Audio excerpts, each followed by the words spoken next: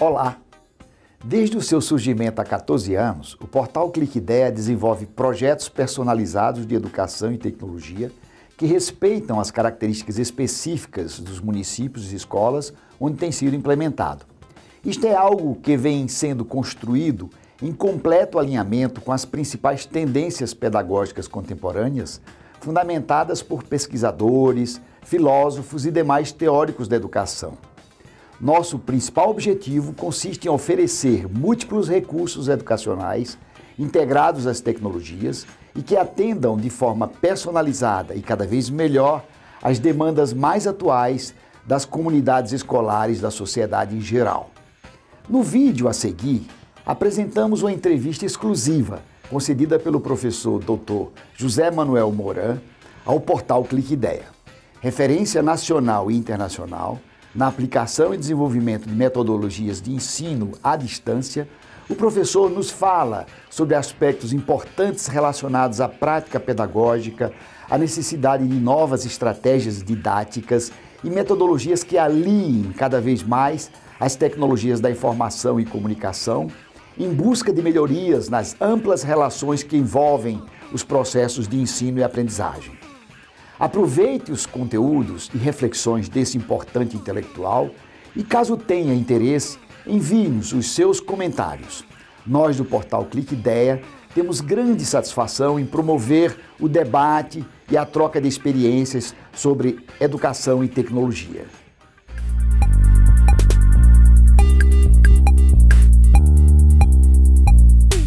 Eu sou José Moran, um espanhol que há mais de 40 anos mora no Brasil, professor, pesquisador.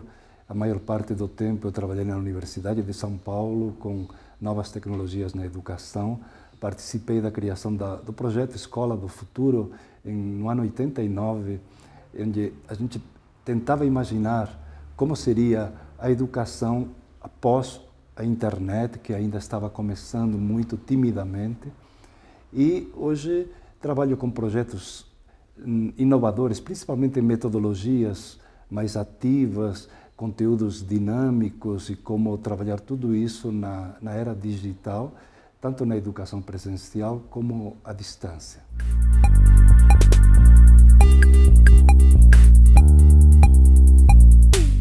Esse conceito de portal significa como em casa, você tem uma porta. A porta é o lugar onde você faz uma passagem, mas depois você tem que saber o que você vai fazer lá dentro. Então, essa competência para lidar com conteúdos, para fazer escolhas de ferramentas, para encontrar grupos, para produzir novos materiais, novos significados, isso está tudo com o professor e com o aluno. Então, esses portais têm um papel de ajudar a organizar esse número cabedal de informações e de recursos para que a gente se perca menos, encontre mais o que precisa, mas, de outro lado, nós, que somos usuários, professores, alunos, temos que ter as competências de saber o que escolher, o que fazer com cada um, para que esse conteúdo seja relevante e nos ajude a mudar, para que nos torne aprendizes ricos de aprendizagens significativas. Então, o portal tem um papel importante de ajudar nessa mediação, mas o outro papel importante é de cada um entrar e ampliar essas possibilidades enormes que nós temos nesses grandes portais.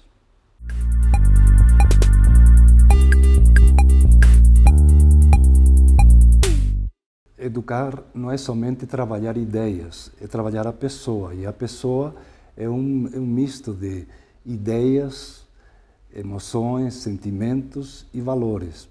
Então a educação ela tem que trabalhar com essa visão integral do ser humano na fase em que se encontra da vida, que ela possa desenvolver todas as dimensões para poder atuar em todos os campos.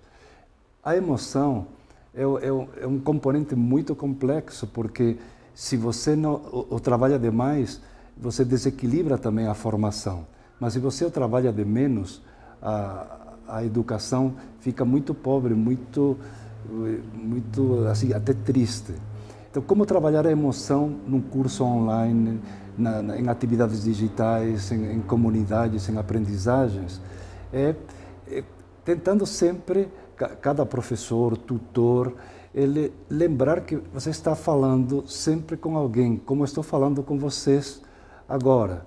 Eu estabelecendo uma relação direta, falando no olho, escrevendo, pensando no aluno, no teu interlocutor, escrevendo com essa preocupação de contar histórias, de ser concreto, de aproximar-se, de usar uma linguagem coloquial, de usar uma linguagem fácil de entender, usar metáforas, usar exemplos, trazer coisas do cotidiano, imagens que façam sentido para o aluno, coisas do mundo deles. Então, na verdade, é mais uma atitude que se expressa em palavras, em textos, quando você escreve também. Então, não pelo fato de ser escrita, ela é fria. Quem torna fria é a forma como você escreve. Então, essa ênfase na escrita online, na comunicação online, em fazê-la de uma forma natural, não muito assim, chamativa no sentido de não escrever com letras maiúsculas, por exemplo, que isso pode ser até um pouco deselegante, mas sempre preocupar-se em que você, mesmo que esteja na frente de uma câmera, como eu estou agora, você está de outro lado com a pessoa na hora, com você, na hora que você assiste esse material, esse vídeo. Então, pensar que por trás da tecnologia sempre está um ser humano.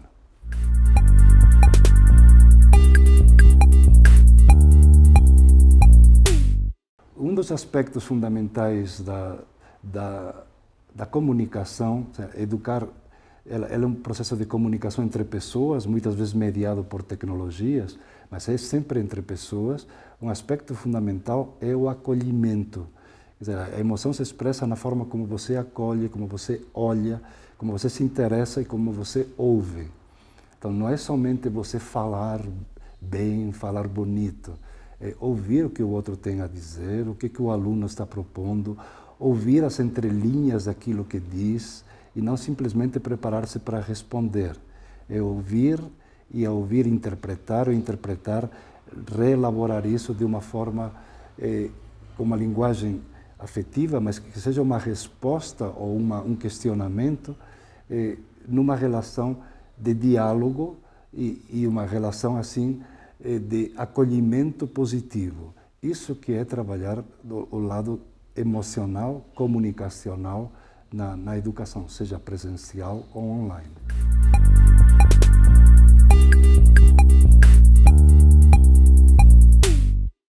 A educação à distância já tem uma palavra que diz distância. Hoje temos muitas formas de aproximar aquilo que era distante, mas ainda boa parte dos aplicativos, ambientes virtuais, são um pouquinho diferentes da nossa comunicação no dia a dia, da forma como nós até falamos, escrevemos, quando nós estamos aprendendo. Porque aí, na educação, muitas vezes temos que preparar toda uma série de tempos, de materiais, de colocá-los, de atividades, e isso não é tão simples para a maior parte dos envolvidos, para os professores e para o aluno. Para os professores, porque estão acostumados também a ensinar vendo o aluno ao lado na sala de aula. E para o aluno, porque estava acostumado a aprender vendo o professor ao seu lado. Portanto, há um estranhamento. O que está acontecendo hoje? Há uma série de recursos de aprendizagem que vêm pela via do cotidiano, como redes sociais, aprendizagens informais, que as pessoas, os alunos, os mais jovens dominam mais e que quando os colocamos dentro de ambientes mais formais, com senha, em portais, em ambientes de aprendizagem como o Moodle, são um pouquinho mais caretas, mais formais, mais fechados, e custa aprender. E não é somente a questão de achar o material, é um ambiente que você sente um pouquinho distante daquilo que você usa no cotidiano. Então, apesar de, por exemplo, um ambiente como o Moodle ou um ambiente como o Facebook são ambientes digitais, mas são bem diferentes, porque, sei lá, no Facebook a pessoa já sabe como comunicar-se com os demais, como postar uma informação mais fácil, você gerencia tudo. Quando você vai num ambiente virtual mais formal, você às vezes não tem toda a autonomia de publicar, você tem que entrar logo com login, com senha, é outra pessoa que define. Portanto, acostumar-se ao ambiente digital é um processo um pouquinho mais lento do que muitos imaginam, tanto para o professor, porque ele muda de um espaço conhecido para outro que ele não domina tanto, como o próprio aluno. Lhe falta a autonomia de as ferramentas, às vezes, fundamentais para pensar, para questionar, etc. E também uma certa autonomia, vamos dizer assim, de domínio do ambiente virtual. Então, qual é a solução? É você usar ambientes, primeiro, que sejam próximos para o professor e o aluno. Se você tem um ambiente que a instituição organiza e que é formal, você tem que educar tanto o professor como o aluno, explicar, levá-los a um laboratório primeiro para que façam experiências de como navegar nesse ambiente com supervisão, para depois, aos poucos, fazer isso remotamente. Não basta só dizer ao aluno, olha, está aí o login e a senha, entre lá que lá tem o material e as atividades. Muitas vezes é isso que a gente faz com o aluno.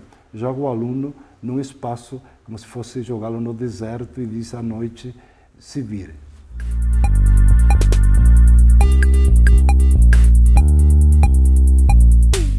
Todos os portais eles estão avançando nas ferramentas de comunicação e nas ferramentas também de autoria.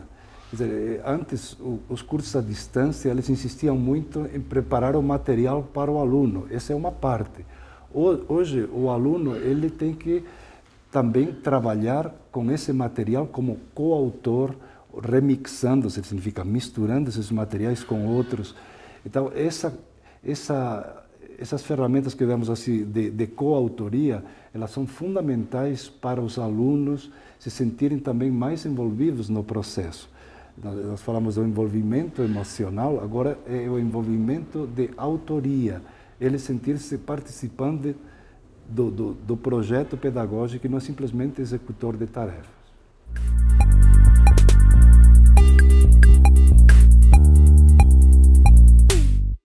A escola é uma comunidade de aprendizagem dividida assim em grupos e normalmente dividida em áreas de conhecimento. Quer dizer, uma comunidade para aprender, onde tem algumas pessoas mais experientes, que são os professores, e outros que estão aprendendo a partir da interação com essa experiência.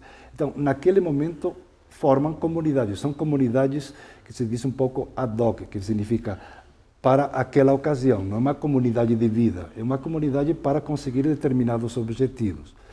Comunidades de aprendizagem hoje é um conceito mais amplo, por quê? Porque você aprende em comunidades mais organizadas, formais, intencionais, como a escola, mas você aprende também em outras comunidades em que você tem inúmeros grupos interagindo com você. Nós aprendemos hoje em muitos grupos, eu vou chamar grupos de aprendizagem. Quando esse grupo tem alguma intencionalidade, quando esse grupo tem alguma permanência, quando esse grupo tem mais coparticipação, nós podemos dizer que ele se aproxima de um conceito de comunidade. Para ser uma comunidade mais plena, teria que ter projetos bem definidos, prazos, enfim, comunidades de prática, relação teoria e prática. Mas o conceito que está por trás é que nós aprendemos cada vez mais entre nós e que aprendemos também horizontalmente, que a ideia de comunidade é também de quebrar a ideia da verticalidade de que só eu aprendo com alguém muito mais adulto, mais experiente. Essa é uma parte, um viés.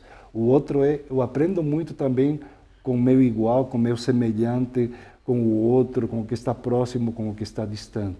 Portanto, são conceitos bastante mais complexos, mas, em definitiva, quem se dispõe a aprender, hoje tem inúmeras pessoas, individualmente, em grupos, mais formalmente, informalmente, de forma mais intencional, de forma mais livre, que nos ajudam a aprender.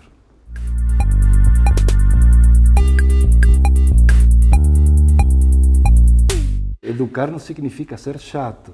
Os grandes comunicadores na educação, os grandes professores que sabiam encantar o aluno, usavam essa palavra, encantamento, cada um com os seus recursos. Uns eram contando histórias, outros eram levando os alunos para visitar os lugares, estudos do meio. Enfim, sempre houve muitas formas de aprender. Outros traziam histórias, mais tarde em vídeo. Agora, com tantas possibilidades de entretenimento à disposição que os novos alunos, os alunos mais novos, vamos dizer assim, têm, então é normal que nós foquemos mais este aspecto, porque há muitas formas de atrair o aluno através de inúmeros recursos aplicativos que estão aí.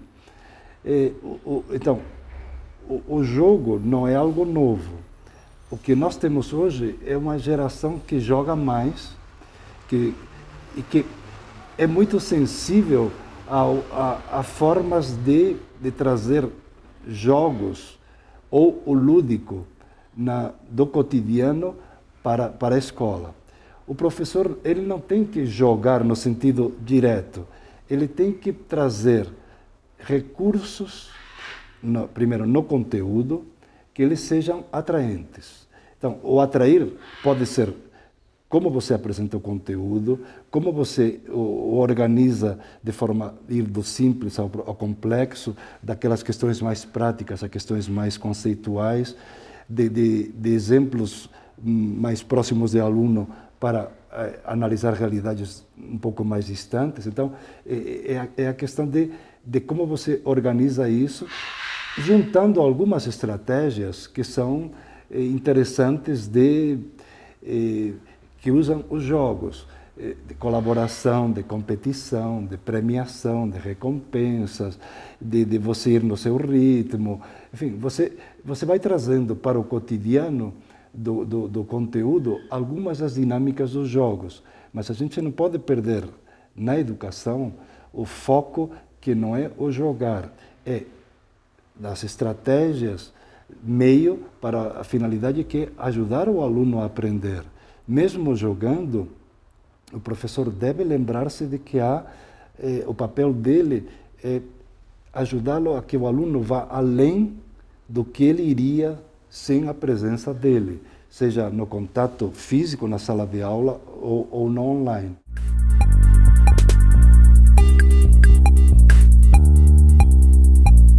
Eu posso, por exemplo, trabalhar com, chama-se conteúdos gamificados, significa conteúdos que têm um contexto lúdico. Isso me ajuda, como aluno, a ir até um certo ponto sem a presença do professor. Então, eu me viro melhor se eu tenho um conteúdo legal. Ok. Aonde que entra o papel do professor depois? Ele preparou um conteúdo legal, ok. Eu consigo caminhar muito por minha conta, ok. Mas chega um momento em que eu tenho uma série de questões que o conteúdo não me responde. Aí entra o papel do professor como orientador, como tutor, como interlocutor, a partir de um conteúdo legal. Então, e nessa interação, ele também precisa ser legal, ele pode ser lúdico, ele pode brincar, mas nesse papel de ir além do que o conteúdo me diz. Então, o conteúdo ele tem que ser cada vez mais dinâmico, adaptado a cada aluno, a sua sensibilidade.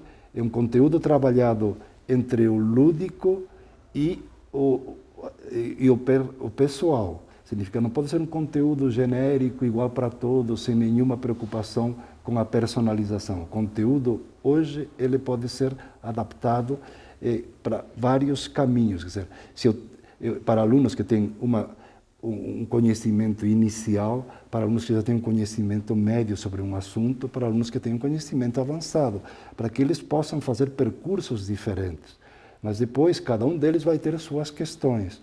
Aí eu preciso de orientação do professor, como alguém que vai me ajudar a ir além de onde eu caminharia sozinho.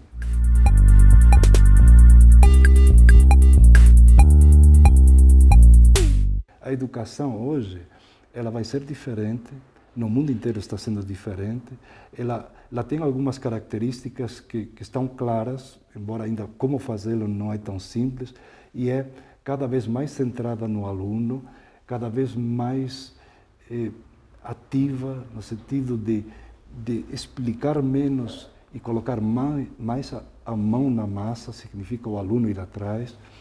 Uma educação que foca muito mais a criatividade, a afetividade, a proatividade, significa ir atrás das coisas, porque se você consegue isso, desde pequeno, com uma criança, ele poderá, mesmo que a escola seja meio quadrada, ele poderá, em paralelo, continuar aprendendo, mas se ele não tiver motivação, não vai além. Se a escola também não for significativa e ela for muito burocrática, ela vai certificando, mas ela não vai se tornando relevante. E um dos grandes problemas das instituições hoje é que apostam muito em que, como o aluno está lá dentro, que ele já está aprendendo. Não, eu acho que boa parte da aprendizagem hoje é um pouco boba, no sentido de que aprendemos muitas coisas, mas nós não aprendemos o principal.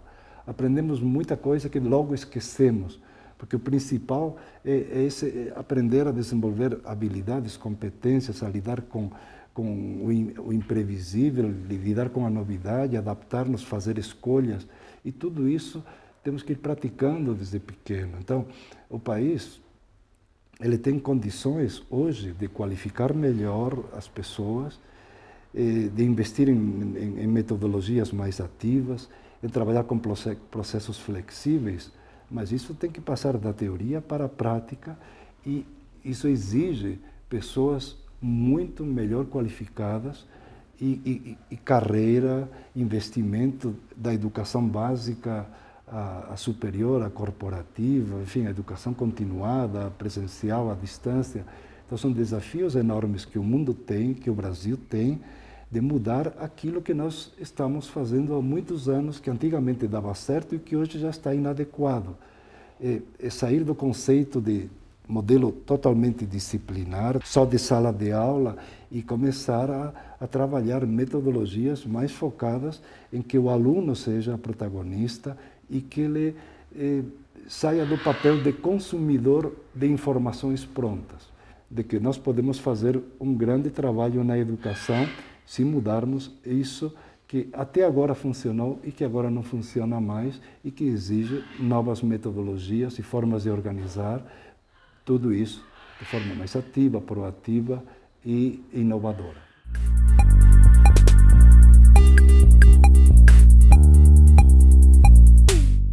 Nunca tivemos tantas oportunidades de aprender como hoje temos. Sejamos adultos, crianças, enfim, todos temos informações à disposição, materiais riquíssimos dentro de portais, nos sites, nos portais de pesquisa, universidades que disponibilizam materiais. Então, nunca tivemos tantas chances de aprender. E por que uma parte não aprende? Esse é o grande... Por que aquelas pessoas que poderiam se beneficiar, às vezes não estão prontas? Porque há todo um conjunto de estratégias que as pessoas precisam ter em conta hoje para aprender. Eu escrevi um texto que está na minha página lá da USP, vocês podem consultar, sobre aprender, além de estar em grupo e tudo mais, mas fundamentalmente cada um, ele depende de 4 principais tópicos que lhe ajudam. Um é estar motivado. Quando eu estou motivado para alguma coisa, eu aprendo mais rapidamente. Então, como motivar? Claro, aí é uma outra questão que nesse momento ainda não posso aprofundar, mas quando eu estou motivado, quando eu tenho algo, seja através de motivação externa, ou que dentro de mim responde às meus desejos, expectativas, paixões, enfim, eu aprendo mais. Segundo, eu tenho que ter foco. No meio de tanta complexidade do mundo que está aí, de imagens que me chegam pela televisão, de mensagens no Facebook, no Twitter, se eu fico só prestando atenção a tudo isso, eu não aprendo o suficiente. Eu simplesmente deixo as coisas passar, eu vejo um monte de coisas. Então, aprender significa, primeiro, mapear, ampliar, ver, acompanhar, mas depois eu tenho que escolher. Aprender significa, eu escolho algumas coisas entre muitas e tento reelaborá-las. Primeiro entendê-las, depois integrá-las naquilo que eu já conhecia e depois tentar ver o que eu posso fazer com isso, tentar aplicá-las dentro da perspectiva que se encaixa melhor dentro da minha personalidade, história, enfim, o que eu quero fazer. Um terceiro momento é método.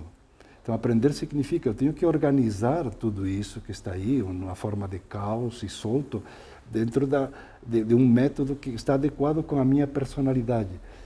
Eu parto de exemplos, eu parto do concreto, eu gosto mais de uma ideia e depois ir chegando aos exemplos, quer dizer, eu posso ir do simples para o complexo, do complexo para o simples, mas principalmente também tenho que ter um método de tempo, de organização, e ser firme nisso, não deixar me distrair pelas inúmeras solicitações que nós temos hoje, que esse é um dos grandes problemas que eu vejo hoje na aprendizagem.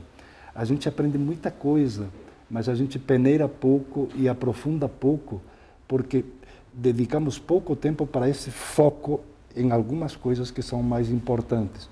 Nós deixamos deslumbrar pelo devir, pelo acontecer. E a outra coisa que tem que ter na aprendizagem, além de, principalmente para cada um, além de estar junto, enfim, participar de redes, tudo isso que é fundamental, mas tem um outro lado pessoal, que é a perseverança de cada um. Aprender significa tempo, significa um projeto de longo prazo, principalmente as aprendizagens profundas, as aprendizagens ligadas à vida. Você não aprende num cursinho, não aprende numa faculdade, você aprende ao longo da vida, você aprende no cotidiano. E tem que perseverar, significa aprender com o erro, aprender com qualquer pessoa, aprender com todos os meios que temos aqui. Então, essa é a grande, primeiro, riqueza e desafio. Quanto mais possibilidades eu tenho que fazer mais escolhas. Escolher significa também renunciar a muita coisa que seria legal, mas não dá para ver tudo. E focar-me em algumas, aprofundá-las, reelaborá-las e colocá-las dentro, reelaborá-las, remixá-las e publicá-las. Significa, na hora que eu publico, nem que seja para mim, num blog, numa página, num texto, eu entendo até onde eu aprendi.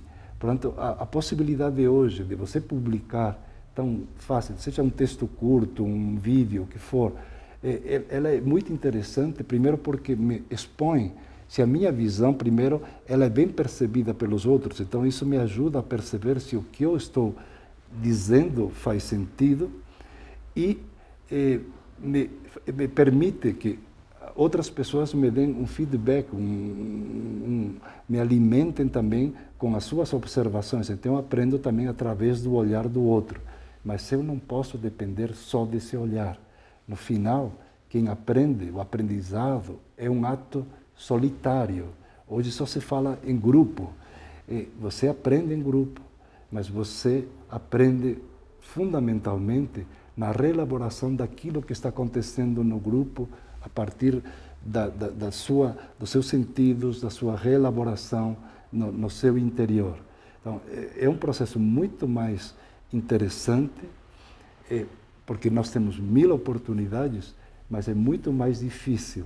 Por isso que o papel do educador, hoje, ele é fundamental, porque as pessoas sozinhas aprendem até um certo ponto. Então, precisamos de pessoas um pouco mais experientes, que nos ajudem como que a pular degraus, a queimar etapas com alguém que já vivenciou algumas dessas situações, que pode iluminá-las para ajudar-nos a ir além. Então, estamos assim num momento em que podemos aprender muito sozinhos, mas de outro lado, como há tanta dispersão, é fundamental que alguém nos ajude, trazendo, primeiro, a sua experiência, segundo, o faça dentro de um clima de cordialidade, terceiro, ele tenha valores que realmente sejam seguros, fortes, para que me inspirem confiança, né, na competência dessa pessoa, e depois em que me ajudem depois a poder caminhar ao longo da vida, porque a aprendizagem não se esgota na escola, nem na faculdade, ela vai por toda a vida. E eu hoje, com 68 anos, estou aprendendo, por exemplo, a envelhecer, quer dizer, aprender a viver essa fase de vida em que você tem os desafios de como manter dinamismo, você contribuir e, ao mesmo tempo, entender a fase de amadurecimento intelectual e, às vezes, de um certo decréscimo físico. Todos temos muito a aprender e a contribuir, cada um do seu jeito, cada um com as suas possibilidades, mas o interessante é não perder o gosto por aprender e estar sempre comunicando de forma simples para os demais, para que nessa mistura nós continuemos aprendendo juntos, alimentando-nos, reforçando-nos, apoiando-nos e criando assim estratégias de grupo, que é esse conceito de comunidade, para que cada um consiga realizar-se como pessoa, como profissional, enfim, em todas as dimensões que a vida nos oferece sempre.